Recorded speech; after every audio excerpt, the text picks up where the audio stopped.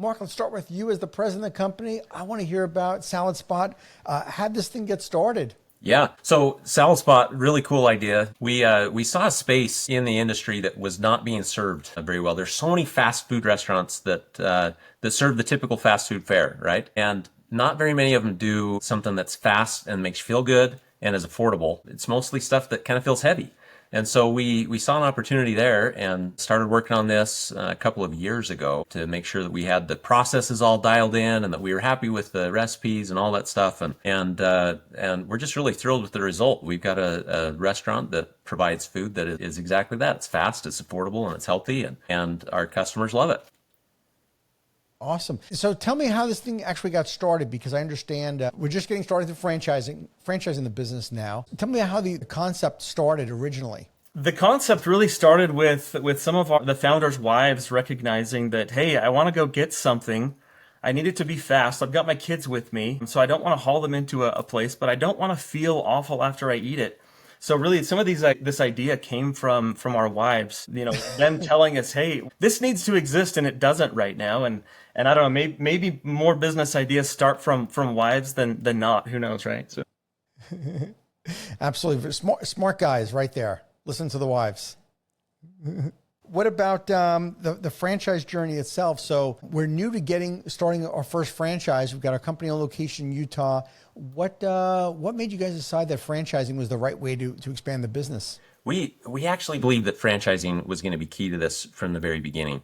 When we started thinking about what this could potentially be, our vision was that the whole nation needs this. The whole nation needs a fast, affordable, healthy option for fast food, and that people would respond. That people are recognizing now that we need better options that fit that range. That you don't have to go pay $30 for an entree. You can get something that's as cheap as any of the fast food places, but it feels really high quality. It is really high quality, and you're happy after you eat it. You don't feel loaded down after you eat this. And so when we looked at the potential for this, we thought this needs to go everywhere, and we believed that it would go everywhere. And I would say the response we've seen as people have discovered this shows that that's likely to be the case. We expect that this is going to go really big across the nations. We're seeing a really fun response from franchisees and a lot of excitement and energy for it. So all of our meetings from the very beginning have been around how do we build this in a way that's going to be franchise friendly. We wanted to make sure that it was built to be that. It was never meant to be a single location restaurant.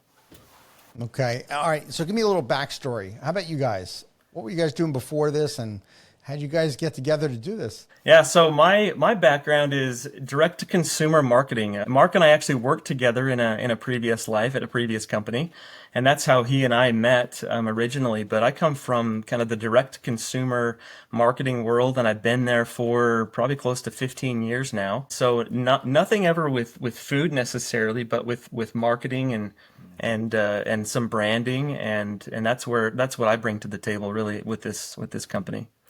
Tyler's big time. He's managed. He's so too kind. To put it in perspective, I know there's bigger companies out there, but Tyler's managed well over $1 billion in advertising. He's worked on major household name brands and built those brands, made them much bigger and increased awareness and all those things. So he has incredible skills there. Also has run his own agency. He's a pretty capable guy. So what Mark's not telling you is that we did that together. No, and then we worked together about 10 years ago, and we're both involved in direct consumer from a fitness standpoint. A company that was focused on fitness equipment. And then I left about 5 or 6 years ago. I left to a home furnishing brand and worked for one of the largest importers of mattresses and furniture, and worked with everybody, major business with Amazon and Walmart and about every major retailer in the nation for home furnishings, and was over sales and marketing for that company and on the executive team, and then when this thing was getting going, we both had mutual contacts with some of the original ideators of this brand, and they had both approached us and asked Tyler to lead marketing, and reached out to me about a year ago and said, hey, would you be willing to run this business? And knowing the caliber of individuals and that we already loved being together and had every time we're around each other, we just get more excited about what we can create. it was a no-brainer to join this and put all the passion we've got behind it. So Well said.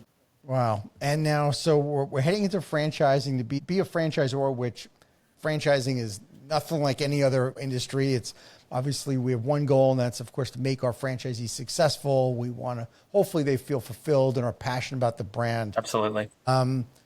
As you guys kind of are diving into franchising now, what do you guys kind of foresee for the coming year as you guys are launching this? yeah, well, yeah, I'll take that one. So for the coming year, we think we'll have some franchise locations open before the end of 2025. And we've got some franchisees who we have great alignment with. I think that's an important thing as we look at franchising is you want to have both the franchisor and the franchisee aligned on the vision and understanding each other and good cohesion there. And we feel like we've got that with a good handful of franchisees, and we're excited to support them and see what we can create. We're excited to see them have a great business opportunity and see what it can do for them and for their families and for their customers. So we believe that we've got a good thing going with franchisees and that we're finding the right people. And of course, we're excited about this with this show, Frank, is to find additional like-minded franchisees who would be interested in this brand. Absolutely. Okay, so Tyler, I'm going to ask you, Sure. Who do you think is a right fit for this brand? Like, I know we're at the early stages, but I would imagine from both of you all experience in business that you kind of identified who's the right person to be a franchisee, and what do you think the traits they need to be successful to run a great salad spot? Yeah, we've talked a lot about this as an ownership and leadership group, and really the right person is going to have some business sense. They need to be a good business person and have good instincts that way.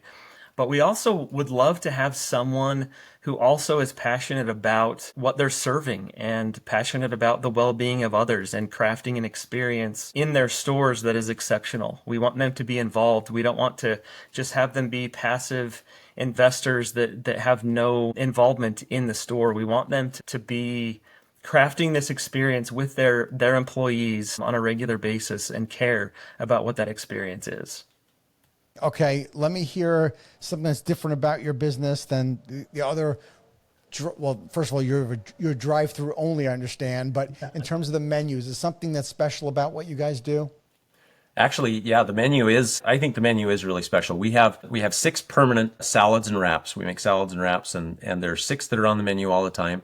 Every month we rotate in a monthly special, and that has been so fun. It's been so fun from a marketing perspective. Tyler does a phenomenal job getting the word out about what the new salad is, and the new wrap, and it makes for a very simple process. It's not overly complex. Now, when you see the salad, you'd think, man, how are they doing this? It's delicious, it's gorgeous, it's beautiful, but it's a very simplified process because the menu is simple, and the process for producing the food is designed and very well thought out to be very quick and efficient so that a franchisee can get up and running quickly and be very good at producing very consistent quality. And so that's been really fun.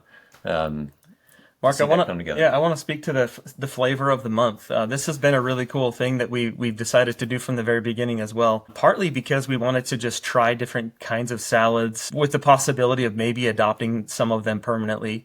But we found that they become our best sellers very quickly, to the point where we have customers that get a little upset with us when the month is over because their favorite salad is gone and they have to wait. They have to wait for it maybe to come back or maybe never. We love the energy that it produces, the excitement. We get people that when we announce a new salad, we get people coming to the store to try the new salad. It really just has been a phenomenal thing that we've implemented in our business. It also gives us a lot of opportunities to keep a lot of social buzz. If you look at our social media feed, we don't look like a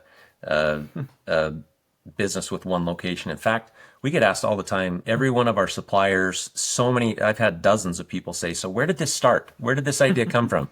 And we say, well, this is the first one.